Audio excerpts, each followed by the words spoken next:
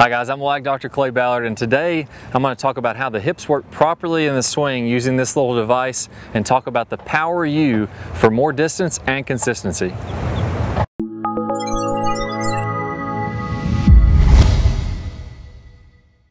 All right, so we're talking about the hips. I have this little device here. This is going to represent my right hip socket. This is going to represent my left hip socket. So it'll be just like this. And there's two motions that happen when you're using the hips correctly on the golf swing. There's a rotational motion. That's my hips rotating open and closed. And then there's a U-shaped motion. That's where you're going to get a lot of power. That's where leveraging the ground comes in, and the tiger squat that we talk about on the site. And that's this up and down motion. So as I go to the top of the swing, what's going to happen is my hips are going to rotate at roughly 45 degrees as I'm going back. Now as I'm making my downswing, I'm going to have that U motion, and then my hips are also going to be rotating until they're facing the target.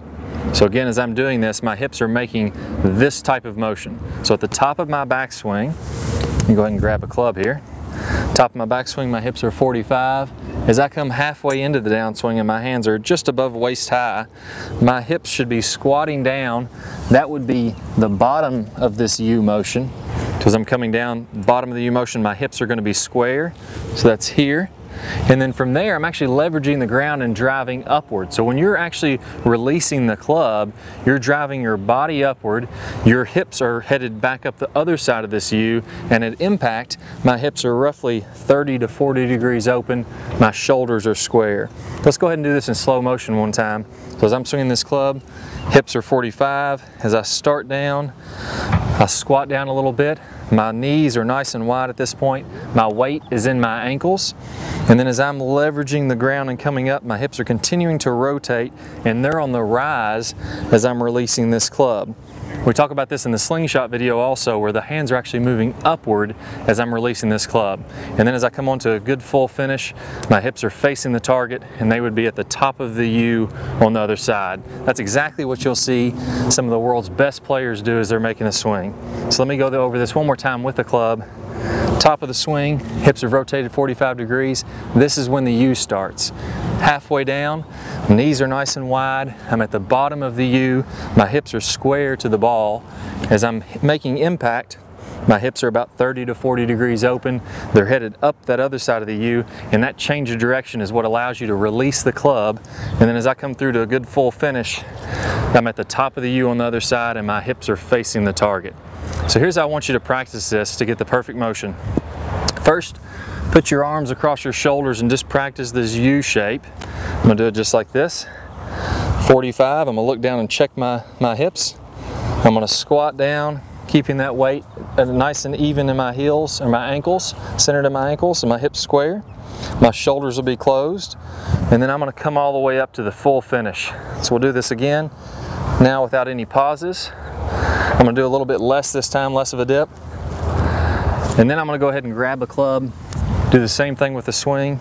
Again, pausing in each position first. Here's impact, all the way on through to the finish. I'm gonna do that at full speed now. And I can really leverage the ground and release that club with some power. Once you've done that, we're gonna add a ball, hit some small shots, maybe only 50% power, and then gradually check that on camera and work all the way up to 100% power. You'll be using your hips more athletically and more efficiently. Good luck with your hip motion, good luck with your golf game. All right, so I hope you guys enjoyed this video. If you did like this video, be sure to click the like button, post your comments below, plus want us on Google. That always really helps us out. And as a bonus for you guys, I'm gonna attach a short preview. You can watch this entire video for absolutely no charge when you sign up with your free Rotary Swing membership by clicking the link at the bottom of the screen or down in the description. I really look forward to working with you guys much more in the future, and good luck this year. Hi guys, I'm Rotary Swing instructor Chris Tyler, and today I'm going to talk to you about the overall function of the left leg from the top part of your backswing into impact.